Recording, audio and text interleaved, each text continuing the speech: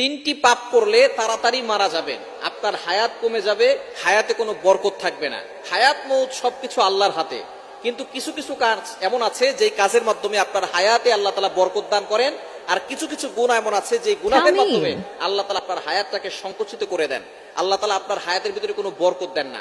দেখবেন কিছু মানুষ বাঁচে 100 বছর কিন্তু তেমন কিছু কাজ করতে পারে না, আবার কিছু মানুষ বাঁচে 50 বছর কিন্তু এই 50 বছরে সে এমন এমন কাজ করে রাখে, দুনিয়াবি দিনী এমন কাজ করে যে মানুষ তাকে স্মরণ করে এবং সে দিনের অনেক খেদমত করে।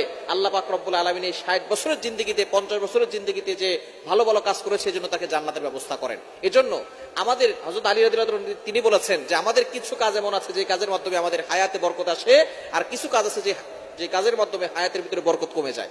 তো এমন কিছু গুনাহ আছে যে তিনটি গুনাহ নবীজি সাল্লাল্লাহু আলাইহি ওয়াসাল্লাম জানিয়ে দিয়েছেন, এটা হচ্ছে কবিরা গুনাহের বড় গুনাহ। সব গুনাই, কিছু গুনাহ আছে বড় গুনাহ, কিছু গুনাহ আছে সগীরা গুনাহ, ছোট গুনাহ। তো কবিরা গুনাহ যেগুলো আছে তার ভিতরেও বড়